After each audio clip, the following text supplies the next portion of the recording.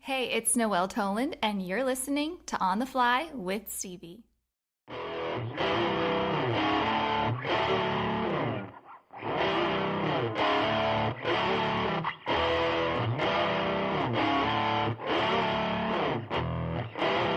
You are listening to On the Fly.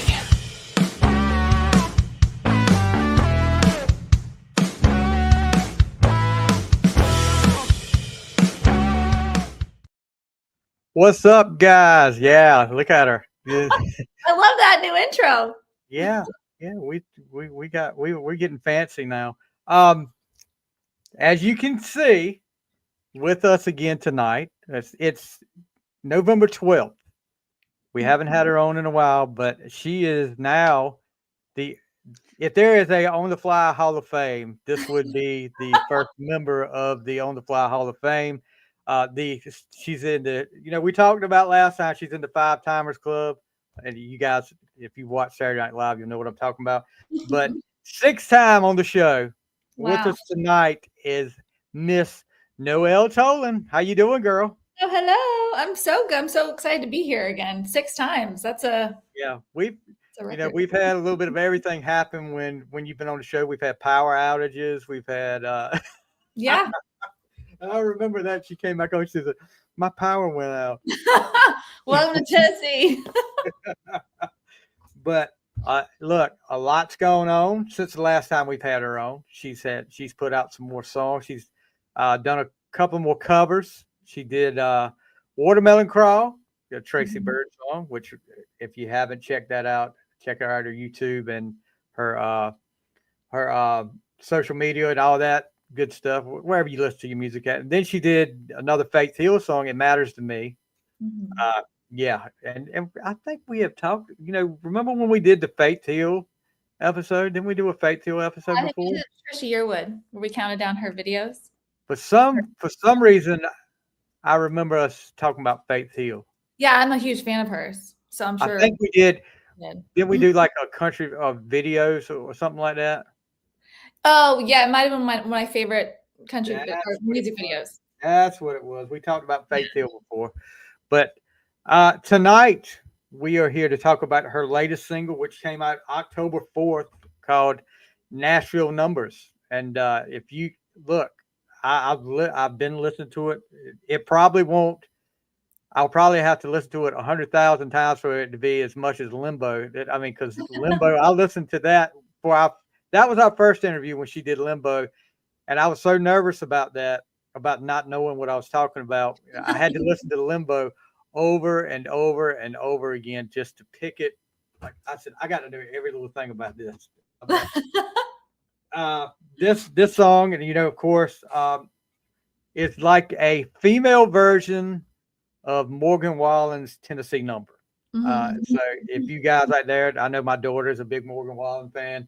You have to check that out. Let's see. Let me make sure I got this right here. Something is really going funky on my StreamYard tonight. Okay, there we go. It's good now. It wouldn't show. It wasn't showing the comment section in case somebody was up here talking. So now I got it. So let's talk a little bit about Nashville Numbers. First of all, when did this idea come up into your head? I mean, how did this idea get there? I mean, just hearing that song, you're like, "Oh, we need a female version of that." Well, I had the title in my hook book for a while. I didn't necessarily know the story I wanted to tell with it, but I knew I wanted to bring it into a co-write. And I had a co-write scheduled with Steve O'Brien, who wrote Rock My World, Little Country Girl. And I wanted to come in prepared and have some ideas. And I had a feeling he would like the idea and get it. And he did. He really loved it. And we brought Justin Love in as well, who's a really good friend of mine, singer-songwriter in Nashville. And it was Steve's idea to write this as sort of an answer to Morgan Wallen's Tennessee Numbers, because at the time he had just released his track list and one of the songs was Tennessee Numbers, and we listened to it, and he thought this would be a great answer to his song, kind of like Kitty Wells did with Honky Tonk Angels. Right. So we all got together and wrote the song. and really had fun writing it because there's a lot of hidden fun play on words in the lyrics. Oh yeah, yeah, and you might not, unless you were familiar with the Nashville number system, you might not get it. right. But when you do, or if you learn a little bit about it, it's just kind of a fun way for us to sneak little cool things in. Like the bridge lyric is, "I held out for a diamond, you held back your love." In the Nashville number system, a diamond signifies holding out on a note. Oh, okay. See, wouldn't have known that. Yeah, so there's fun little things in there, little winks, and lines like 3 chords in, truth pours out. Kind of a play on that, that saying that 3 chords in the truth. 3 chords in the truth. I got that part. Yeah. But yeah, there's something that you talk about the Nashville number system, and look, the first time I heard you guys talk about the Nashville number system, I was like, what is the big deal with the phone system? The phone numbers and stuff like that. I was like, what? I don't know what they're talking about, but Yeah. Talk a little bit about this. The Nashville number system. This is how you learn to play guitar. Yeah, I moved here, and I had taken guitar lessons in LA when I was living there, but I had studied musical theory when I was younger. I went to Berklee College of Music for a summer when I was 15, and just had difficulty learning musical theory. I just found it really daunting and frustrating and really confusing. There's all these scales and notes and terms like Dorian mode and all these weird things. I was just very frustrated. So it was just difficult for me to learn an instrument. However, I've always been a singer and I can sight read and a songwriter in terms of lyrics. But when I moved to Nashville, I learned about the Nashville number system and applied it to songs I had written already so that I could play them live and not have to have someone accompany me on guitar. And it was a great tool. Like it allowed me to play guitar, and I'm very grateful for it. And it's an awesome system. And I love talking about it because I always want to shout from the rooftops, like, if you don't think you can learn how to play an instrument, like, you can. This will help you. See, you're gonna have to send me some more stuff about that because I've got to get off my butt, and I've got a guitar sitting over here that's just collecting dust, and I haven't picked it up, and I'm like, I've got to learn how. That's something I've always wanted to do, is learn how to play guitar, but it's just sitting there right now, and it's looking at me like. All you need to start is three chords. Right. G, C, and a D. And you can move that. You can play those 3 shapes up and down the fretboard and be able to play in different keys, because a capo can be placed on the fretboard and then you can just change keys. So you can higher or lower. But yeah, the Nashville number system is a game changer. We'll be killing it in no time. Well. All right, so you've already talked about that. That was one of the best lines, and I'm looking at the lyrics right now. But when the first time I heard it, the lyrics, and I always like to find the lyrics that stand out. But when you said, "I held out for a diamond, you held back your love, but not your twisted tongue tied, 2-time and drunk dial line till I had enough." Good Lord, that's a lot. That's a mouthful right there. But I mean, that was really what stuck out to me as one of the best lyrics. And my head is buzzing, my phone is too. I ain't picking up because I know it's you. Yeah. And this is, if you guys hadn't done, and we'll get to the video, but this right here, when you're hearing this song, and I love songs that tell stories. And this song right here, as soon as you hear it and you really get there and listen to it, see me in the back, my dog in the background trying to get in or get out, but you can just see it in your head. You see this lady sitting on the beach, or she's looks down, her phone's buzzing. She's like, I'm not answering that. But yeah, it tells such a great story, guys. You gotta give this one a shot. But let's talk about the video, because I was really excited when Nicole said there's going to be her videos coming out. I think it Yeah. didn't come out last week. Yeah. Or, Yeah, the yeah. last week. Yeah, and another thing I like about videos is when you sometimes everybody back in the day they did the whole the whole concert thing, and then sometimes you do the story thing, but there's a lot of times when you do the behind the scenes stuff. Yeah. Kind of like I think to a certain extent, Motley Crue with Home Sweet Home, they showed life on the road. I think Bon Jovi showed life on the road, but this shows behind the scenes in the studio with you guys. So who decided that would be the best idea for this, to do a behind the scenes look? Well, I thought it would be a good idea simply because the song is called Nashville Numbers. We filmed it, or we recorded it in Nashville. It's about songwriting, not just about a breakup or someone going through a relationship drama situation. Yeah. But I felt that would be the best way to tell the story, and I worked with Lindsay Patkos on it, and she's done all my other videos, and we had so much fun like that. And that's her jam, is in studio stuff, and we had so much fun with the musicians and in the studio. And my favorite place is being in the studio. It's magical to me. You can tell about when they show you in the studio. You can tell because you look like you're just in your own world when you're there singing. You did it like you didn't even notice anybody around you. Me, if I'd have had a camera pointed at me, I would have been like looking freaking awkward. I would have been so freaking awkward. But yeah, you could definitely tell you're in your element when you're in the studio. Yeah, I love being in a studio. It's just such a creative, amazing space. So yeah. Go ahead. I'm sorry. I was just gonna say, like, the energy is so amazing being around such really talented musicians when they're in their element. Right. Nothing like it. And then you go to it shows you going down Music Row. Mm-hmm. And I've got to get to Nashville and go down Music Row one time.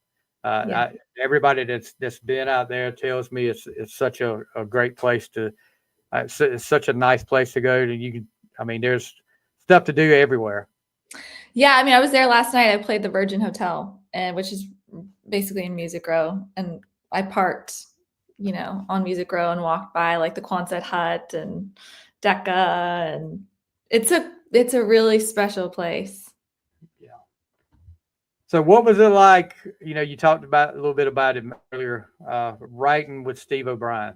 He's like you said, that's an iconic song right there. Brooks Rock My World, Little Country Girl. That's something you heard back in the day all the time. People line dancing everywhere to it. We've got a comment here. Guess who? Nicole. Hi, Nicole. Hey, what's up, girl? How are you? I love it. Yes, Nicole Zeller, who is the mastermind behind Brickshore Media, and such a great lady, and she's looked out for me. If it wasn't for her, we wouldn't have the first Hall of Famer, On the Fly Hall of Famer here. So, we're writing with Steve O'Brien. What was that like for you? It was awesome. He's amazing. He's so kind and sweet and funny and quick-witted, and was so much fun to work with. It was truly an amazing experience. He's an amazing writer. That I would be so worried working with somebody that they would just turn out to be like, you wrote songs, but going into a situation like that with somebody that's got this kind of song on their resume, I'd be so worried that they would turn out to be such a guess what? I'm the one that wrote this. I wrote this song.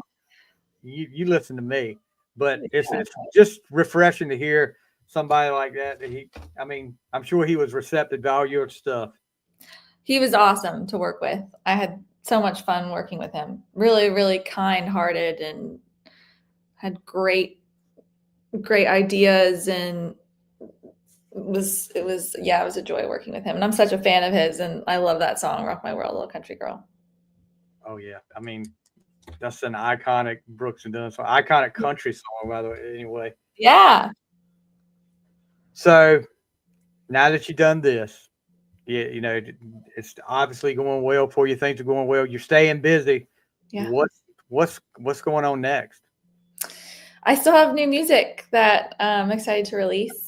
And I can't believe December's around the corner. I feel like it's January still. Look, I say it all the time. When I was a kid, like my grandma, my grandparents would all the time tell me, look, the older you get, the quicker time will fly by. And I was like, whatever. I mean, it takes forever for, as a kid, it took forever for Christmas to come around.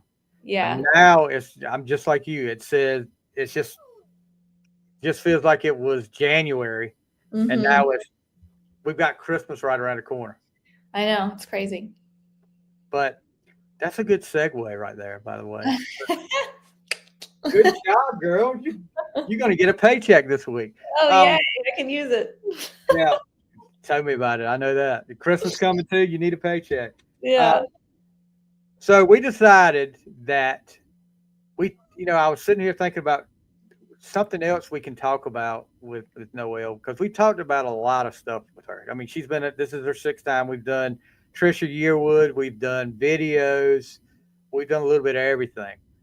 But now, the only thing I come up with was like our favorite Christmas toys that we got when we were kids, or favorite Christmas gifts, favorite Christmas time, experiences.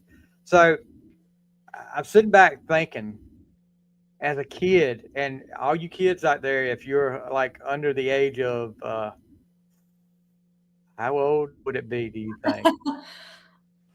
I don't know.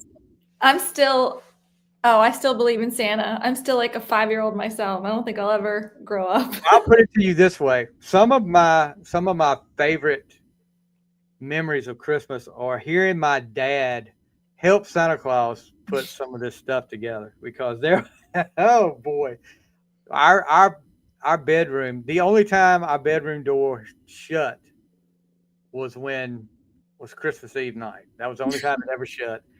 And we had one of those rotary phones on the wall right in the kitchen. That was right next to us.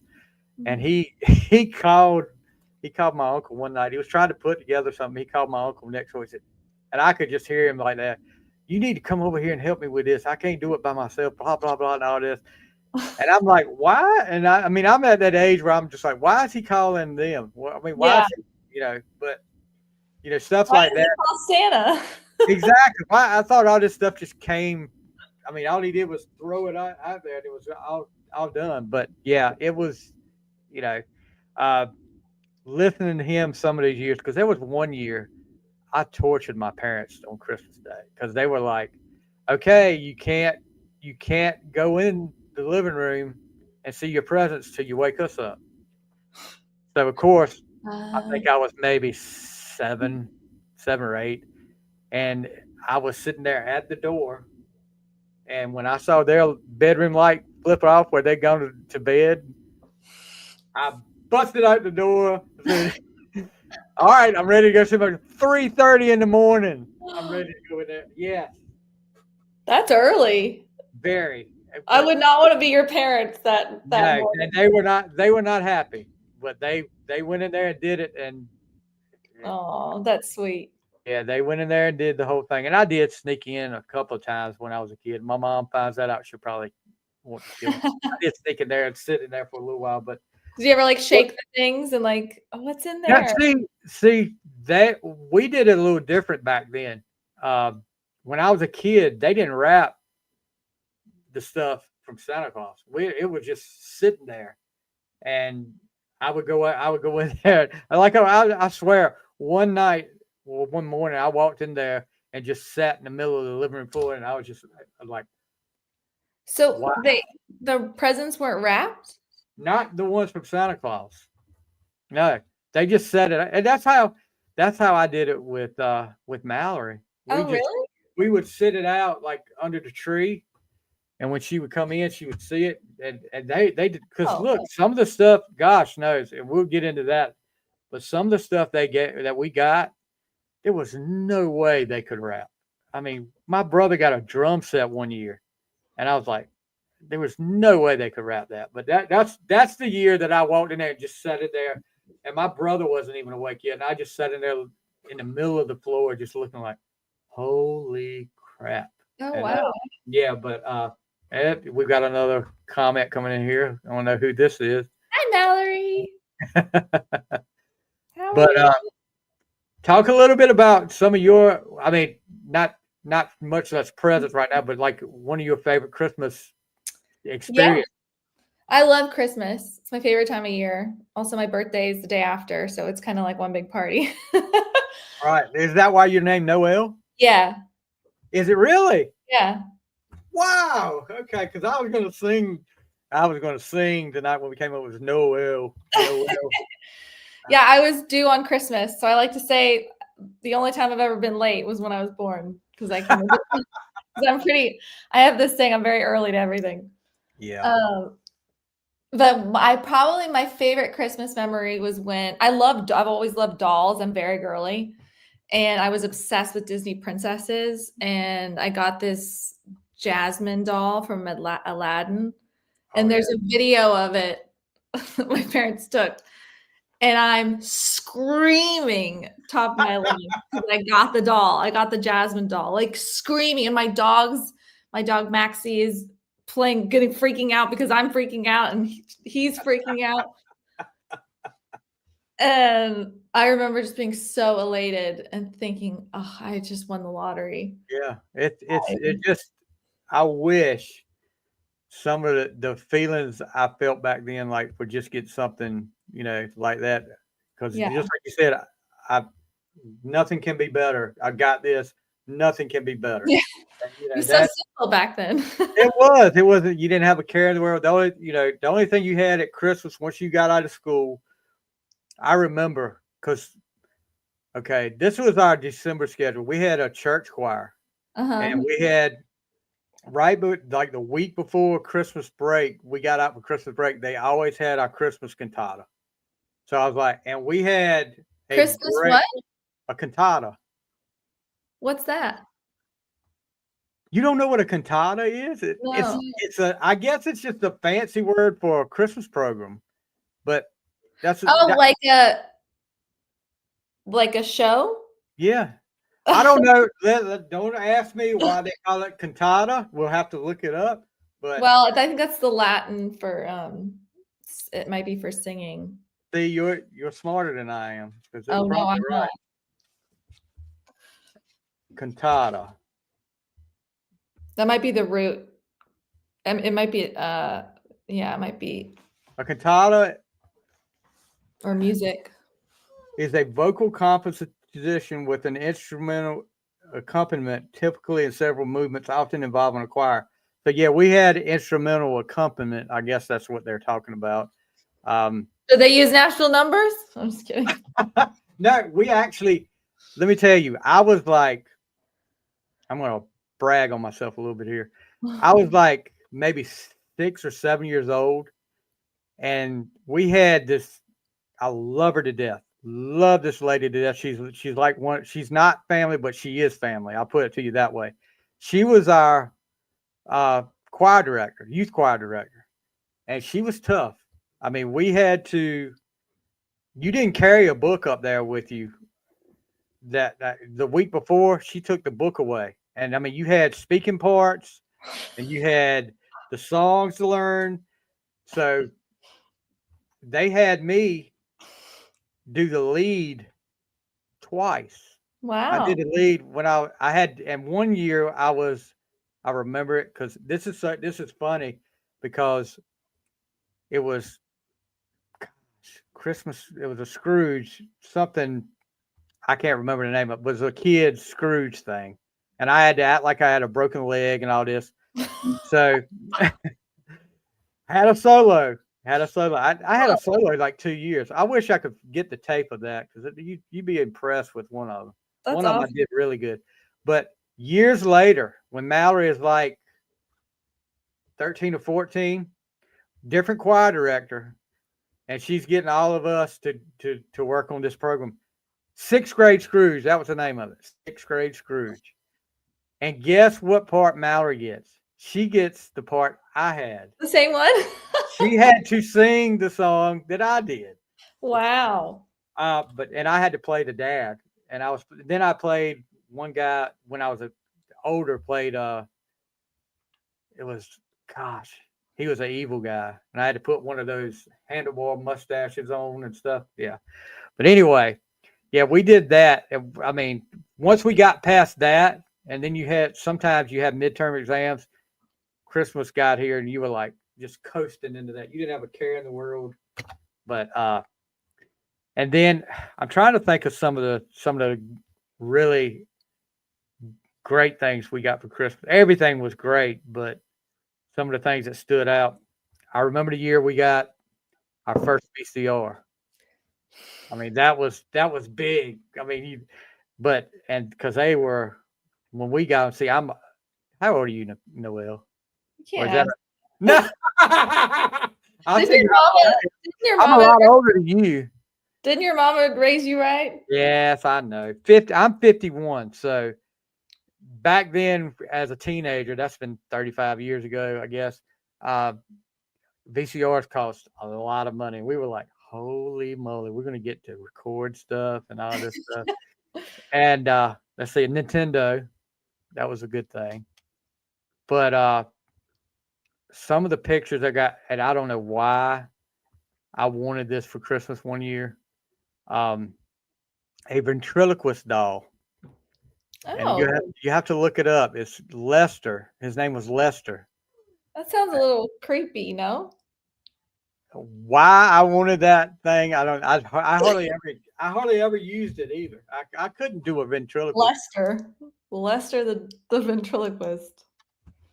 Yes, but you have to really look that up. I'll have to send you a link to that. Once you see it, that'll make you really wonder why I wanted that particular one. But anyway. Some of the things you got. What's some of the things you got that really stood out? Oh, aside from my Jasmine doll? Yeah. Oh, yeah. Nothing can compare to the Jasmine doll. I mean, that was just the cherry on the cake. I'm a big doll person. Like, I was obsessed with American Girl dolls. So I remember getting Felicity one year and then I got Molly another year. I had my hair is naturally dark brown, and I used to have my hair in pigtails, and Molly has the same hairstyle, so I really identified, and had glasses, like I had glasses, so I really identified with Molly. She was my favorite. Yeah, I think it was most of my gifts were doll clothes, doll things. I'm very girly.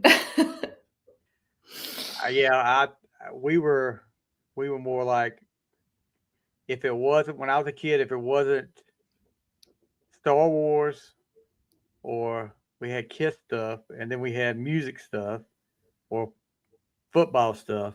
But I'll tell you this, and I've told my mom about this. We got an Atari, and that's telling my age. When I was really young, we got an Atari, and it was a game that we wanted. And so we had our post office was right down the street from us. We could walk, and then there was a little store right beside it. So we were out for Christmas break, and we go uptown to the store, and my brother said, we're going to stop by and get the mail.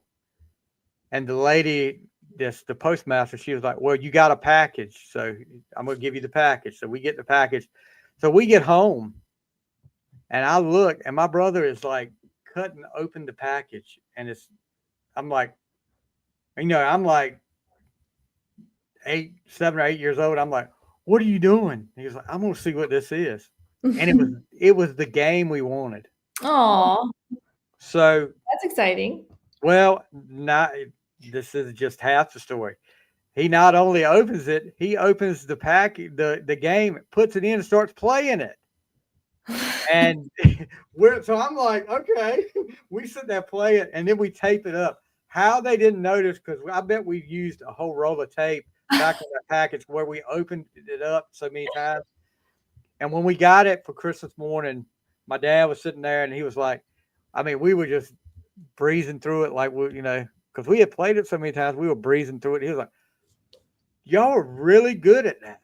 Gosh, no, this is like y'all played this before. And I don't know if he knew, and he was trying to see if we would tell him. He never said anything if he knew. I don't think he knew, but yeah, we were sitting there playing the freaking thing like a week before we got it.